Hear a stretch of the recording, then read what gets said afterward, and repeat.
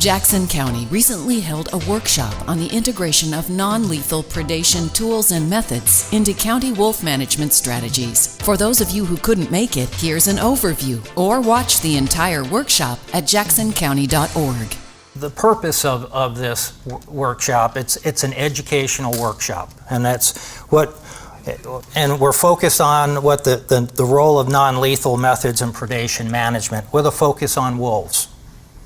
Now, I know as soon as I mention wolves, you know, that there's a lot of opinions, a lot of strong feelings either way about wolves, and I just want to direct people to say that we're not here to discuss whether wolves belong on the landscape.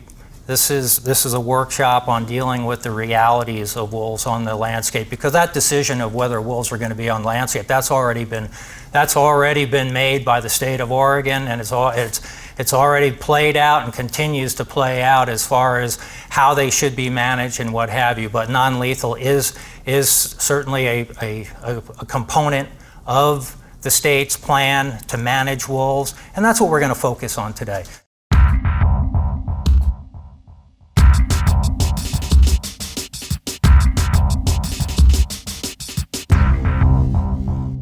On behalf of Oregon Department of Ag and our director, Alexis Taylor, we're happy to come and kind of give you a brief summary about the wolf grant that we administer. So just a little background, and some of these slides you've already seen today. So I'll just kind of do a brief background. The grant got started back in 2011 when Governor Kitzhaber signed the bill. Our first grant year was 2012. And the structure of this was kind of unique. It really was created to be a county pass-through grant, block grant. And we wanted the county wolf advisory committees to have the bulk of the authority and administrative function of these programs. Right now we have 15 counties that have county wolf programs. Although I think Grant may have kind of let theirs lapse a little bit. I'm not sure that they're still up and running. But, and I think through some conversations with John that Douglas County might be working on one as well. So that'd be number 16. But again, we kind of get funding, and I have a funding slide from State General Fund and a federal grant that we've been successful the last few years of getting. And we're able to award monies to these county wolf programs, and then it's up to them to kind of review the claims that are coming in from their producers and award money accordingly. So really we've got 4 different types of award categories. We've got obviously the direct compensation to producers for depredation. We have missing livestock. So if you can make a claim to your county program if you've been suffering more than normal missing livestock in an area of known wolf activity, an aqua. You'll hear that word a lot. There is the potential to award there. I'll tell you that the missing category is probably our most difficult and the biggest gray area we have. So you want to make sure, and I'll touch on this at the end, that you really, as a county program, you really make sure that you document that, you have historical loss data. We're actually working with ODFW and probably review it with John on a missing kind of checklist form, because each county does it differently and they're not all kind of on the same page with the missing claims. So we're hoping that the counties can follow this to be a little bit more equal on what they're doing and what they're looking at.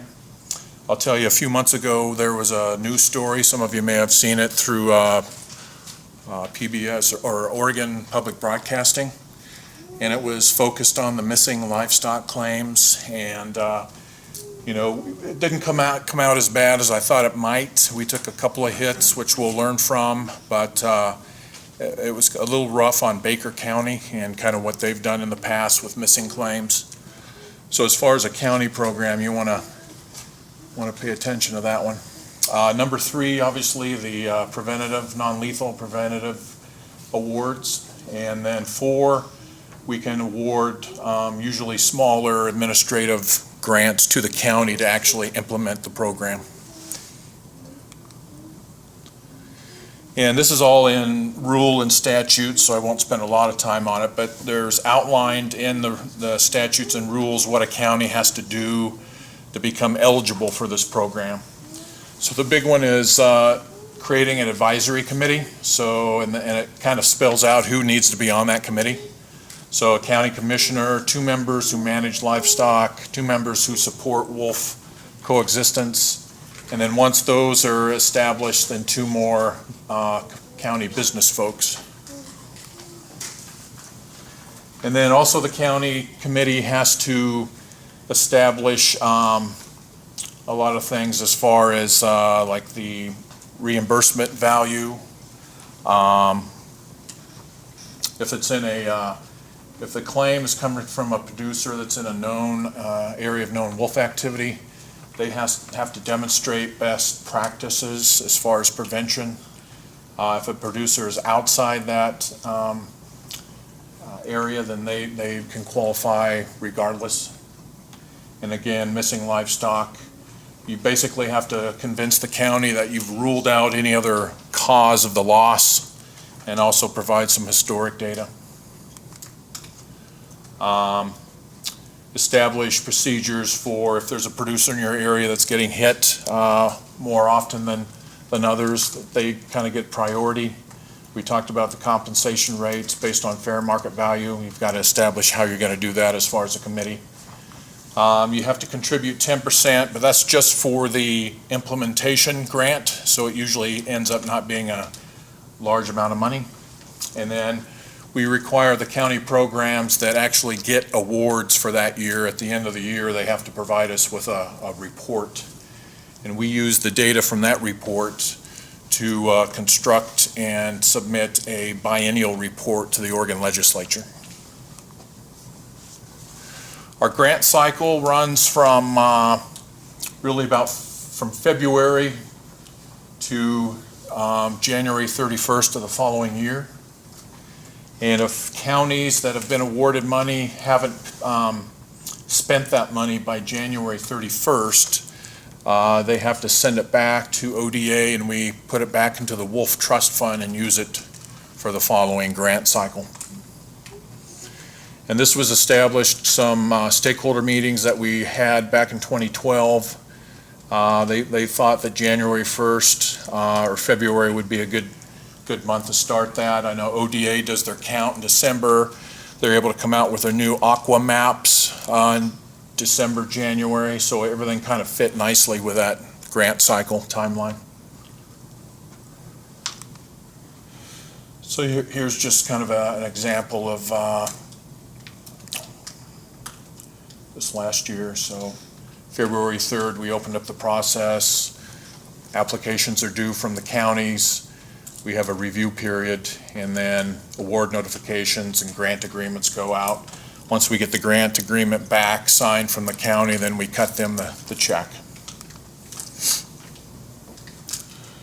Up until this coming year, it's really been kind of an internal ODA review committee, but I'm proud to announce that as of this spring, we're going to invite ODFW and probably John, I think, has agreed to participate in that review of the grant applications for awards, because quite frankly, I'm not a wolf expert. I'm kind of a pencil pusher in Salem. So we did have our predator control individual over on the east side of the county, Roger Huffman, that was really in tune with what was going on with the wolf problem in Salem. He retired a couple of months ago. So I think this will really help us collaborating with the 2 other agencies to make real good and sound decisions on what county get awards and how much. Believe it or not, we do have a history of unspent money. Again, that has to be spent by January 31st, and if not, it's returned. And here's just a quick history of some of those. And, I can come up with the example that sticks in my mind. Crook County, for I think 2 or maybe 3 years in a row, got anywhere from $3,000 to $5,000. They were going to do a bone pile removal project in their county, and they just could not get that off the ground and running. So they would have to refund that back for 2 years in a row. And some of this other stuff is mainly prevention and some admin that the counties were not able to spend, so they would come back and we just deposit that back into the wolf account. What makes this a little bit problematic for the last 3 years since we've been getting the federal grant is anytime we make a depredation payment or prevention payment, about 50% of that is federal money. So if you don't spend that and refund it back to us, we only have usually a year to use that federal money. So if we don't get it spent in that year, we actually have to end up sending it back to the feds. So if you're from a county, you really want to make sure that you're prepared to use your money, because if you don't, we end up losing some of that. Also in the past, it really gets to be a little bit of a shell game because of Oregon being on a biennial 2-year budget. And then we got to kind of match that up with our grant period. And then we have the federal grant period. And we really have to sit down and kind of map all this funding out to make sure that we have enough money to match the federal grant and to fund 2 years of funding. And oftentimes we get into this weird cycle where we have to, like this year, we have about $60,000, so 32 from the federal grant, and we have to match that with another 32,000 of prevention money that we need to use from now until the end of the year. So I'll be calling county wolf programs. I'm sure Umatilla and Wallowa have already told us they can use everything we can send them. But check with some of the other counties that received prevention money to see if they could use some additional money this fall. This is kind of our funding picture. So the first biennium, 11-13, when the program got rolling, we got $100,000 of state general fund. And then you can see the next biennium, we got $200,000 of state funds, and then the federal comp and federal prevention grants. And then 15-17, the state portion went up to $233,000, and $30,000 of that was a Christmas tree bill at the very end of the session. I think there was a House representative or a senator from Eastern Oregon that was retiring, and so they kind of upped a one-time bill to increase the wolf money kind of as a present to him, I think, is what I heard, the rumor. And then this year it's back down to 210.51 or 511, and we just submitted our federal grants, so we're asking for 8,500 for comp and 55 for pending, or 55 for prevention, and both those we'll probably hear probably in December or January whether or not we're successful in getting those. Again, you've already seen all this stuff, but this is some of the prevention techniques that our money is paying for. And several counties at the bottom have done outreach programs that have been pretty successful to the producers in their area with a lot of posters, brochures, meetings.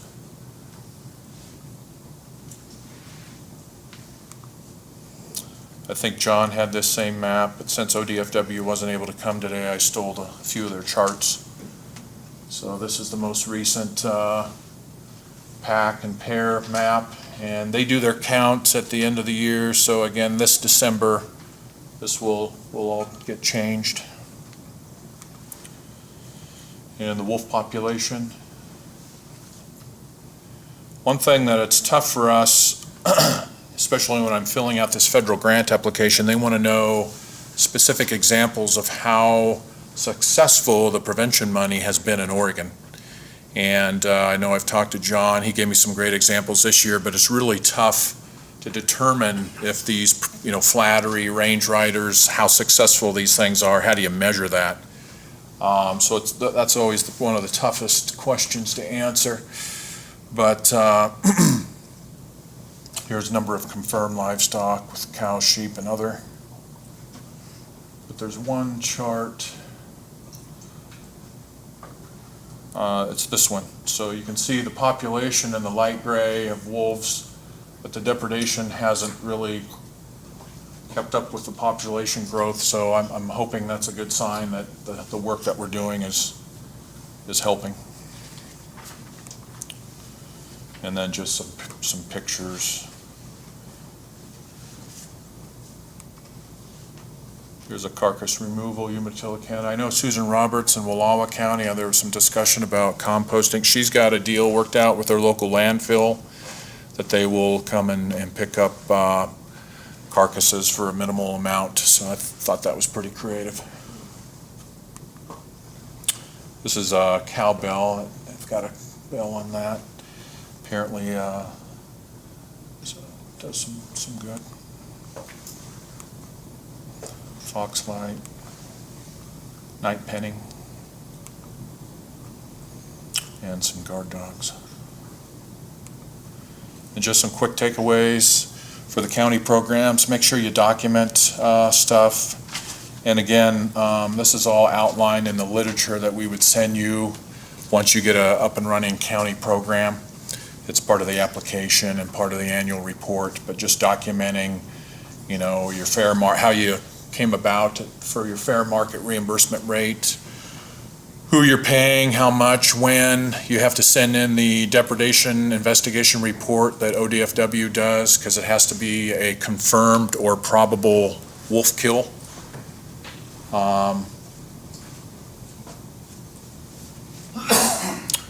Location of where it took place. It's really nice to send in the aqua maps that ODFW creates and kind of draw where the depredation occurred, so we know that it was either in or outside of a aqua area. And prevention, just kind of what was purchased, keep your receipts, when it was purchased, how much, just basic bookkeeping type stuff. Again, we continue to ask the counties to provide us better examples of how the prevention is working. So if there's any way you can do that, or how many of the producers in your area of known wolf activity are actually doing some kind of prevention work. That's another big question that the feds want to know. So that's been kind of hard for the counties to come up with that figure. But I think this last year we came up with 3 or 4 counties. We came up with some pretty good figures. And that's all I had. Almost football season. If you want to have a fun fall Saturday morning, go catch a Linfield Wildcat game. I have one question. Yeah. And I can't remember which slide it was, but in reference to the Wolf Committee and their application for funding, and the calendar year began to apply for that funding. We usually open it up. I will open it up toward the middle or end of January. But prior to that, they are supposed to estimate what they think they might need, or that's what? Well, that's a good point. So, I forgot to cover that. It was on one of those slides. Yeah, the depredation part. Not the depredation part, but Prevention. the combination of those. In one of those comments up there, it appeared that the committee is supposed to apply for the money that Right. they think they might need before they need it. Is that right? Yep. So that's partially right. So let's say this next spring, when the application period opens up and Jackson County's getting ready to file their app with us, the depredation amount, the depredation claim is always a year in arrears. So they will know how much livestock has been lost because it's from The previous. February 1st of the previous year until now. So they know that. They have the ODFW investigation, so that's pretty cut and dry. The prevention is from that point forward, so that's the part that's kind of an estimate.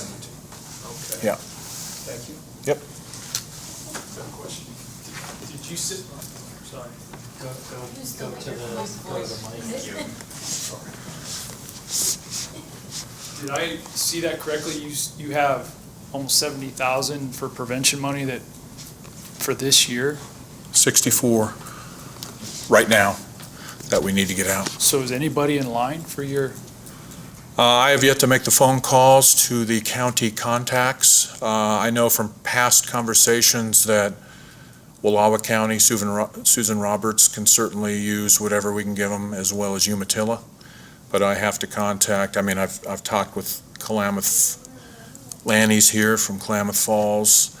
I'll talk with everybody else. On the handout I gave you is kind of our history of what's been applied for and what we've been able to award. You can see that there's always a bigger ask than what we have. And then at the very end of that was kind of what we've paid for as far as depredation and missing awards. But I will contact all the folks that received a 2017 award for prevention to see if they can possibly use some additional monies. okay. Yeah. And then you also mentioned difficulties in documenting effectiveness. Have you encouraged ways to collect standardized data from folks that get that kind of award? It just seems like you could put in place a pretty easy monitoring system that would help. Yeah. If you kind of combine the two, that would help you Yeah, guys. we need to, I need to work on that with our annual report. There's a lot of room for improvement in that regard, so, yeah.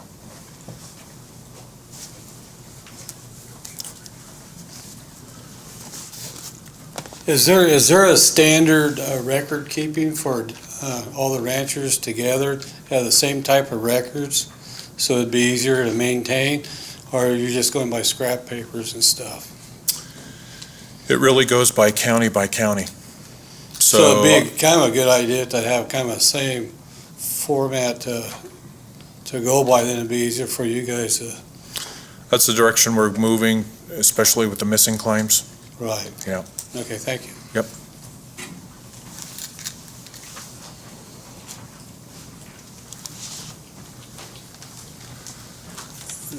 A question on the non-lethal techniques. In an area like Jackson County, if you take me out to any barn or shed, everywhere there's a fence charger and there's some kind of an electric fence system, might be working, might not.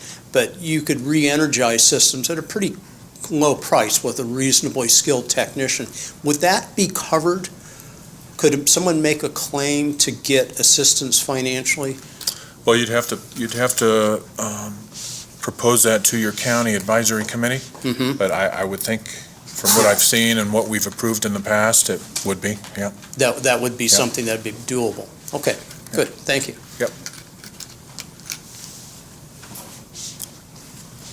Just to follow up on your prevention grants, I guess, you had a whole list of things, maybe including fencing. Right.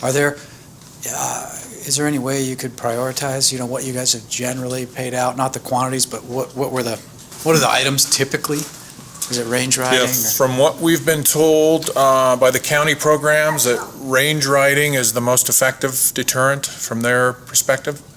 So I think the bulk of what we have paid out, especially over the last 2 or 3 couple of years, has been for range riding. By far, that's been the biggest prevention technique that we've paid for. Yep. This might be well beyond, I don't know if it's within your sphere then, but if you pay out money to county committees for range riding, how do they then do they just employ people as county employees, or do they grant that money out further? Do you have any idea how that works? Yeah, like Wallowa County, I believe, contracts with their Soil and Water Conservation District, and that entity then contracts with private individuals that actually provide the range riding. And if I'm not mistaken, ODFW has the GPS warning system that will then kick in and text and email and call ranchers, or maybe even these range riders, to let them know that the wolves are in the area. And I think that's one way they kind of get out there and do their thing. But